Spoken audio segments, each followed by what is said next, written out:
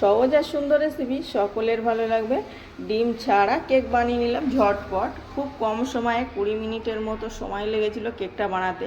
সবাই জানে চুলায় কেক বানাতে ঘন্টার পর ঘন্টা সময় লাগে, একদমই না। আসুন একদম সহজভাবে দেখে নেওয়া যাক। পুরোটা দেখলেই বুঝতে পারবেন যে কতটা সহজভাবে আর কতটা মজার হয়েছে কেকটা।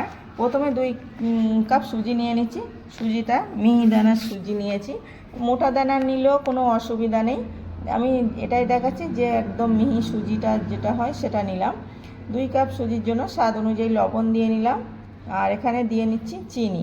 চিনিটা আমি 1 কাপ সুজির জন্য 1.25 কাপ চিনি দিচ্ছি, মানে হাফ কাপ করে চিনি দিলে মিষ্টিটা একটু পারফেক্ট হবে।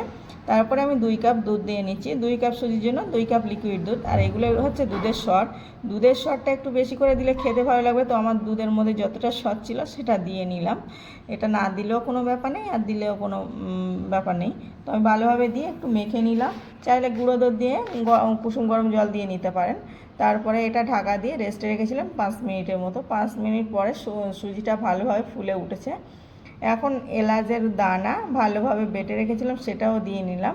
চাইলে এখানে কোনো ফ্লেভার দিতে পারেন, আবার না দিলেও কোনো সমস্যা নেই। তারপরে আমি এই সুজিটা মিক্সিতে দিয়ে নিচ্ছি, মিক্সিং জারের মধ্যে দিয়ে নিচ্ছি। এটা কিন্তু ভালোভাবে ভিজে গেছে। যত বেশি সুজিটা ভিজে রেস্টে রাখা হবে তত বেশি মানে কেকটা তত বেশি ভালো হবে। আর এই কেকটা খেতে অসম্ভব মজার হবে। প্লিজ পুরো ভিডিওটা দেখবেন, ছোট্ট একটা ভিডিও। তারপরে আমি একটু তাল নিয়ে নিচ্ছি হাফ কাপের মতো। এটা তালটা অপশনাল, চাইলে দিতে পারেন নাও পারেন। আর তালটা দিলে শুধু জাস্ট তালের স্মেলটা লাগবে। আমি দিয়ে এটা ভালোভাবে মিক্সিতে একটু ঘুরিয়ে নিলাম। দেখুন একটা পেস্ট হয়ে গেছে, আর একটু শুকনো শুকনো করে, খুব বেশি পাতলা করা যাবে না। তারপরে এটা আমি একটা মিক্সিং বোলের মধ্যে দিয়ে নিলাম। দিয়ে আমি এটা ভালোভাবে দেখিয়ে নিচ্ছি যে কেমন ঘনত্বটা। তারপরে হাফ টেবিল চামচের কম মানে বেকিং সোডা, আর হাফ টেবিল চামচ বেকিং পাউডার। 4 চামচে দিলে 4 ভাগের 1 ভাগ হচ্ছে বেকিং সোডা, আর হাফ চামচ হচ্ছে বেকিং পাউডার। দিয়ে ভালোভাবে ফেটিয়ে নিচ্ছি এটা, যাতে অ্যাক্টিভ হয়ে যায় বেকিং সোডা বেকিং পাউডারটা। বেকিং সোডা না দিলেও কোনো সমস্যা নেই, কিন্তু বেকিং পাউডারটা দিতে হবে, যেহেতু ডিম দিইনি। তারপরে আমি এদিকে ওটা রেস্টে রেখে দিচ্ছি কিছুক্ষণের জন্য, বেকিং পাউডারটা অ্যাক্টিভ হয়ে যাওয়ার জন্য। আর এদিকে যে পাত্রে বসাবো সেই পাত্রে আমি একটু ভালোভাবে তেল ব্রাশ করে নিচ্ছি। একটু বেশি করে তেল ব্রাশ করে নিলে ভালোভাবে, কিন্তু এটা কেকটা মোল্ড আউট করার সময় কোনো রকম অসুবিধা হয় না। একটা মানে পেপার কেটে নিয়েছি, কাগজ লেখালেখি করা খাতায় কাগজ কেটে নিয়েছি, আর সেটা একটু কেটে ভালোভাবে বসিয়ে দিয়ে ভালো করে তেল ব্রাশ করে দিয়েছি। এখন ব্যাটারটা দেখুন কেমন ফ্লাফি হয়ে গেছে। এটা একটু ভালোভাবে এভাবে নাড়িয়ে নিতে হবে, ভালোভাবে একটু ফেটে নিচ্ছি। এভাবে একটু সময় ধরে জাস্ট মানে 5-6 বার এভাবে ফেটে নিলাম। নিয়ে এটা এখন দিয়ে নিচ্ছি। ব্যাটারের ঘনত্বটা দেখলেই বুঝতে পারবেন যে কেমন হয়েছে। একটু ভালো করে দেখবেন যে ব্যাটারের ঘনত্বটা কেমন হয়েছে, এটাই পারফেক্ট ব্যাপার। তারপর একটু ট্যাপ ট্যাপ করে নিচ্ছি। তো আমি খুব বেশি ভালো করে ট্যাপ ট্যাপ না করে একটু কাটি দিয়ে এভাবে একটু ঘুরিয়ে নিলাম, যাতে ভিতরে কোনো বাবলস না থাকে। তারপরে প্রথমে আমি একটা তাওয়া দিয়েছি, তারপর একটা সসপ্যান দিয়েছি, তারপর উপরে স্ট্যান্ড না দিয়ে আমি কিন্তু এভাবে বসিয়ে নিয়েছি।